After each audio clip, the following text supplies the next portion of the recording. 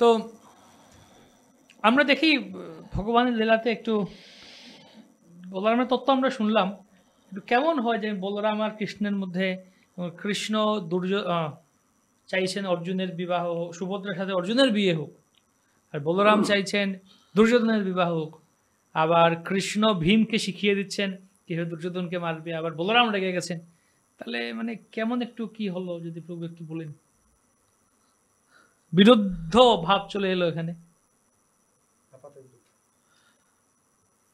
আপাত বিরুদ্ধ। ঠিক। নন্দবাবু বলুন ব্যাপারে। হরে কৃষ্ণ। তো আসলে একলা ঈশ্বর কৃষ্ণ আর সব ভৃত্য যারা যেইছে নেশায় সে তেইছে করে নৃত্য। এর উত্তর শ্রী শ্রীল গুরু গোবিন্দ গোস্বামী মহারাজ বলছে, ভগবান শ্রীকৃষ্ণ হচ্ছে স্বতন্ত্র ইচ্ছাময় সরাট পুরুষ। স্বতন্ত্র ইচ্ছাময় সরাট পুরুষ, অর্থাৎ তার ইচ্ছাতে কেউ আঙ্কুশ পর্যন্ত দিতে পারবে না। এমনকি ভগবান বলদেব, ওনার দ্বিতীয় দেহ ওনার থেকেও ভিন্ন, উনিও তার ইচ্ছাতে অঙ্কুশ দিতে পারবে না। যেরকম ভগবান শ্রীকৃষ্ণ যেটা চাইবে সেটা হবে। যেরকম আমার আরেকটা লীলাতে গেলে এই লীলাটা আরও স্পষ্ট হয়ে যাবে। যেরকম ব্রহ্ম বিমোহন লীলা হচ্ছিল, তখন তো ভগবান বলদেব বুঝতে পারেনি। কতদিন পর্যন্ত বুঝতে পারেন? যতদিন পর্যন্ত ভগবান ওনাকে জানায়নি। জাস্ট কয়েকদিন আগে ভগবান বলদেব দুটো তিনটা ঘটনা লক্ষ্য করেছে। কি ব্যাপার, মানে গাভীগুলো যে নতুন বাচ্চা হয়েছে, তার থেকে যে আগে যে বাচ্চা বাছুর তার প্রতি খুব আকৃষ্ট, বা যে গোপীদের ছোট ছোট সন্তান হয়েছে তার থেকে যে আগের যে মানে উপর সে বেশি খুশি। কেন না, তারা হচ্ছে ভগবান শ্রীকৃষ্ণ। যখন ভগবান বলদেব জানতে চায় তখন ভগবান কৃপা করতে জানাচ্ছিলেন। তো এই যে আপনি প্রশ্ন করলেন যে সুভদ্রা মহারানীকে দিতে চেয়েছে অর্জুনকে ভগবান শ্রীকৃষ্ণ, কিন্তু ভগবান বলদেব চাইলেও দিতে পারেন। মানে ভগবান এইটা প্রতিষ্ঠা করতে চাইছেন। আর ভগবান বলদেব এইরকম, এটা আপাত বিরোধী নয়। ভগবান বলদেব এই সিদ্ধান্তটাকে পরিপুষ্ট করার জন্য লীলাতে সহায়তা করছেন। এটা হচ্ছে গুরুত্বপূর্ণ। তো আরেকটা যেটা আপনি বললেন যে যেরকম দুর্যোধন, যে দুর্যোধনকে যখন উনি গদা যুদ্ধ হবে, সারা ইয়েতে নাই, সারা কুরুক্ষেত্র যুদ্ধে ভগবান বলদেব নাই। কেন জানে যে আমার ভাই উনি পাণ্ডবদেরকে সাহায্য করবে, আর আমি এদেরকে সাহায্য করবো। আমার শিষ্য দুর্যোধন আমি বেরিয়ে চলে যাই, গণ্ডগোলে থাকবো না। কিন্তু সেই সময় আস্তে আস্তে এখানে নবদ্বীপে এসেছিল। এখানে দুজন বদমাস অসুর ছিল। একটা হচ্ছে আপনার সীমান্ত দ্বীপে যে কোলাহাসুর, আর এখানে রাজাপুরের কাছে যে ময়াসুর।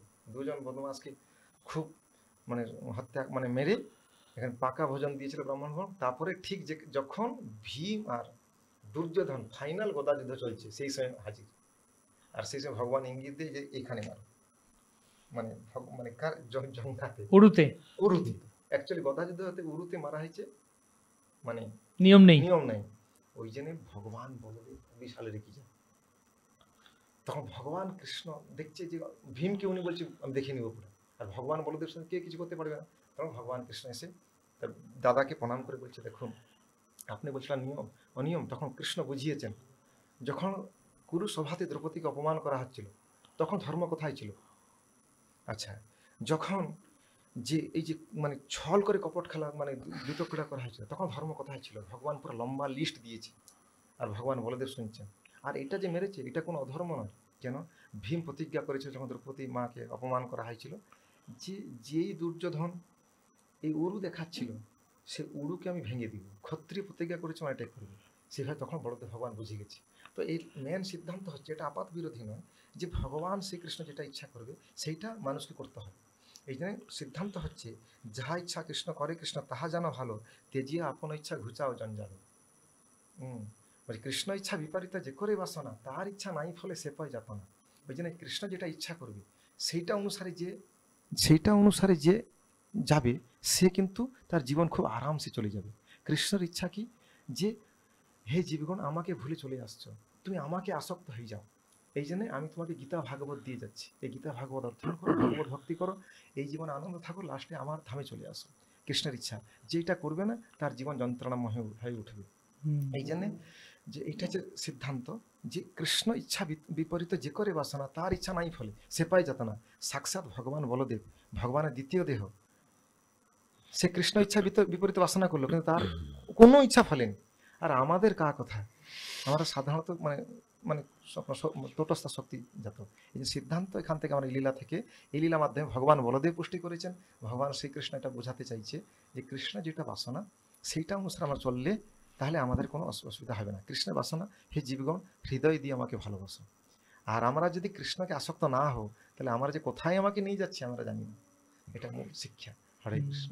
বাহ, খুব সুন্দর কথা, যে কৃষ্ণের বাসনাই মূল হচ্ছে কথা। তো এর মধ্যে দেখে খুব সুন্দর একটা লীলা তৈরি হচ্ছে, রস তৈরি হচ্ছে। বলদেব একটা বলছেন, কৃষ্ণ একটা বলছেন। তো অন্তিমে খুব সুন্দর করে সেই লীলা সম্পাদিত হলো।